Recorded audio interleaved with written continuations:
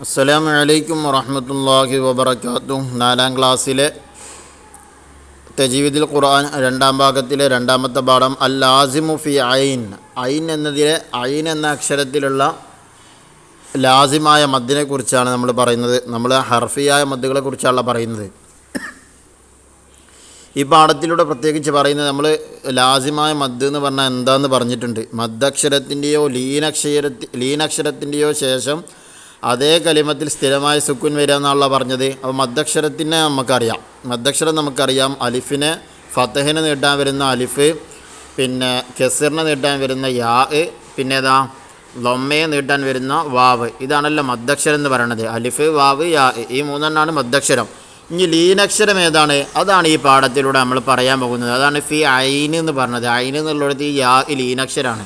അതെങ്ങനെയാണ് ലീനക്ഷരമായതെന്ന് നമ്മൾ നോക്കാൻ പോകുന്നത്. ഇൻഷാ അല്ലാഹ് നമുക്ക് പാഠം വായിച്ച് തദ്രീബാത്ത് കൂടെ നോക്കാം.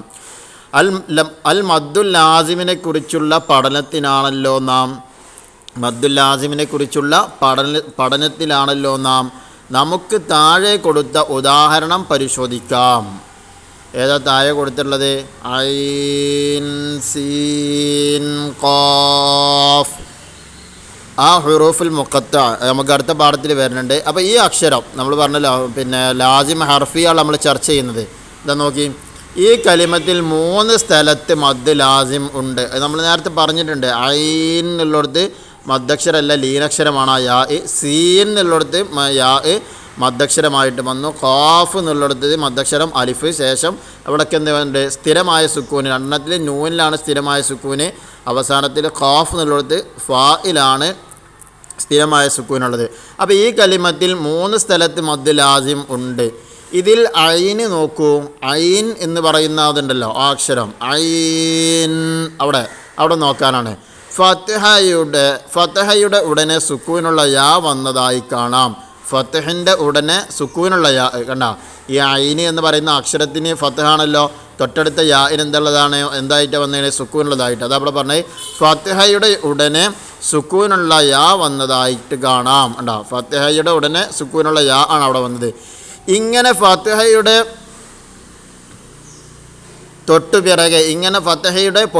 തൊട്ടുപിറകെ വരുന്ന സുക്കൂനുള്ള വാവിനും യാഇനും ലീനക്ഷരം എന്ന് പറയുന്നു. ഫതഹിന് തൊട്ടുപിറകെ ഫതഹയുടെ തൊട്ടുപിറകെ, പൊട്ടുന്ന അവിടെ ഉള്ളത് തൊട്ടുനാകണം. ഇങ്ങനെ ഫതഹയുടെ തൊട്ടുപിറകെ വരുന്ന സുക്കൂനുള്ള വാവിനും യാഇനും ലീനക്ഷരം എന്ന് പറയുന്നു. ഫതഹയ്ക്ക് ശേഷം സുക്കൂനുള്ള വാവ് വരുന്നുണ്ടോ, സുക്കൂനുള്ള യാ വരുന്നുണ്ടോ, ആ അക്ഷരങ്ങളുടെ പേരെന്താണ്? ലീനക്ഷരം എന്നാണ്. നേരത്തെ പറഞ്ഞു മദ്ദക്ഷരം അലിഫ്, വാവ്, യാ എന്ന് പറഞ്ഞതുപോലെ ലീനക്ഷരം എന്ന് പറഞ്ഞാൽ ഫതഹിന് ശേഷം വരുന്ന സുക്കൂനുള്ള യാവും വാവും. അതിനാണ് എന്ത് പറയുക? ലീനക്ഷരം എന്ന് പറയുക. ഇനി മദ്ദക്ഷരത്തിൻ്റെയോ ലീനക്ഷരത്തിൻ്റെയോ ഉടനെ അതേ കലിമത്തിൽ സ്ഥിരമായ സുക്കൂൻ വന്നാൽ അതിനെ അൽ മദ്ദുൽ ലാസിം എന്ന് പറയുന്നു. നമ്മൾ നേരത്തെ പഠിച്ചതാണ്. മദ്ദക്ഷരത്തിൻ്റെയോ ലീനക്ഷരത്തിൻ്റെയോ ഉടനെ അതേ കലിമത്തിൽ സ്ഥിരമായ സുക്കൂൻ വന്നാൽ അതിന് മദ്ദുൽ ലാസിം എന്ന് പറയുന്നു. ഇത് 3 അലിഫ് അഥവാ 6 ഹർക്കത്ത് നീട്ടൽ നിർബന്ധമാണ്. 3 അലിഫ് നീട്ടൽ എന്താണ്? 3 അലിഫ് അഥവാ 6 ഹർക്കത്ത് വരെ നീട്ടൽ നിർബന്ധമാണ്. ചുരുക്കി പറഞ്ഞാൽ മദ് ലാസിം ഹർഫിയാണെങ്കിലും കലിമിയാണെങ്കിലും എത്ര നീട്ടിക്കൊള്ളണം? 3 അലിഫിൻ്റെ ഖദർ അഥവാ 6 ഹർക്കത്ത് എന്ത് ചെയ്തോളണം? നീട്ടൽ നിർബന്ധമാണ്. പിന്നെ ഇവിടെ ഈ പാഠത്തിൽ പറഞ്ഞ് ലീനക്ഷരം എന്ന് പറഞ്ഞാൽ എന്ത് എന്നുള്ളതാണ്. അപ്പോൾ ഫതഹയ്ക്ക് ശേഷം വരുന്ന സുക്കൂനുള്ള യാ, സുക്കൂനുള്ള വാവ്, ഇതാണ് ഏത്? ലീനക്ഷരം എന്ന് പറയുന്നത്. ഇനി ഇൻഷാ അല്ലാഹ് നമുക്ക് തദ്രീബാത്ത് നോക്കാം. 1ാമത്തെ തദ്രീബാത്തിൽ ബൈത്താണ്. നുൻഷിദു ലാസിമായ മദ്ദിനെ കുറിച്ചുള്ള ബൈത്താണ്. ലാസിം എന്നൊരു മദ്ദുണ്ട്, ദീർഘം 3 അലിഫ് അതിനുണ്ട്. മദ്ദിൻ ലീനിൻ ഹർഫിൻ പിറകെ സുക്കൂൻ സ്ഥിരമായി വന്നാലുണ്ട്. ലാസിം എന്നൊരു മദ്ദുണ്ട്, ദീർഘം 3 അലിഫ് അതിനുണ്ട്. എത്ര നീട്ടേണ്ടത്? 3 അലിഫിൻ്റെ ഖദർ നീട്ടണം. മദ്ദിൻ ലീനിൻ ഹർഫിന് പിറകെ, മദ്ദക്ഷരത്തിൻ്റെയോ ലീനക്ഷരത്തിൻ്റെയോ പിറകെ സ്ഥിരമായ സുക്കൂൻ വന്നാലാണ് മദ് ലാസിം ഉണ്ടാവുക എന്നാണ് പറഞ്ഞത്. ഇനി രണ്ടാമത്തെ നുജീബ് ഉത്തരം എഴുതാനാണ്. ഒന്നാൽ മദ്ദുൽ ലാസിം എന്നാൽ എന്ത്? ആൻസർ മദ്ദക്ഷരത്തിൻ്റെയോ ലീനക്ഷരത്തിൻ്റെയോ ഉടനെ അതേ കലിമത്തിൽ സ്ഥിരമായ സുക്കൂൻ വന്നാൽ അതിനാൽ മദ്ദുൽ ലാസിം എന്ന് പറയുന്നു. രണ്ടാമത്തത് ലീനക്ഷരങ്ങൾ ഏതാണ് ലീനക്ഷരങ്ങൾ? ഫതഹിന് ശേഷം വരുന്ന സുക്കൂനുള്ള വാവിനും യാഇനും എന്താ പറയുക? ലീനക്ഷരം എന്നാ പറയുന്നത്. ഫതഹിന് ശേഷം വരുന്ന സുക്കൂനുള്ള വാവ് യാ അതിനാണ് എന്തെന്ന് പറയുക? ലീനക്ഷരം എന്ന് പറയുന്നത്. ഇനി മൂന്നാമത്തത് കാഫ് ഹാ യാ ഐൻ സാദ്. ഇതിൽ ലാസിമായ എത്ര മദ്ദുകളുണ്ട്? നമ്മൾ ഒന്നാമത്തെ പാഠത്തിൽ കൃത്യമായിട്ട് അത് പറഞ്ഞിട്ടുണ്ട്.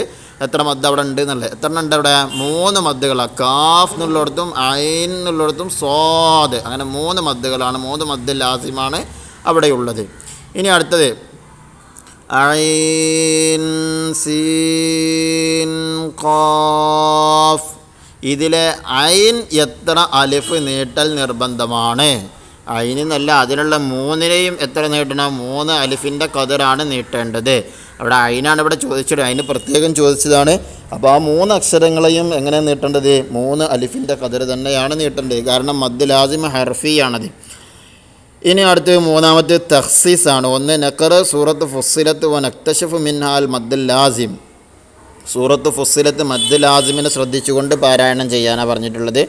രണ്ടാമത്തെ നഹ്ഫദ് അവാഖിറ സൂറത്തിൽ ബക്കറ സൂറത്തിൻ്റെ അവസാനം ഹിഫ്ലാക്കാൻ, അതായത് ആമന റസൂലു ബിമാ ഉൻസില ഇലൈഹി ആ ഭാഗം ചെയ്യാനാണ് ഹിഫ്ലാക്കാനുള്ളതാണ്. ഹിഫ്ല് നമ്മളെ തജ്വീദുൽ ഖുർആൻ്റെ ബാക്ക് ഭാഗത്തുണ്ട്, അവിടെ നോക്കി അത് ഹിഫ്ലാക്കിയാൽ മതി ഇൻഷാ അല്ലാഹ്. ഇതോടെ പാഠത്തിലെ തദ്രീബാത്തും കഴിഞ്ഞു. അസ്സലാമു അലൈക്കും വറഹ്മത്തുള്ളാഹി വബറകാതുഹു.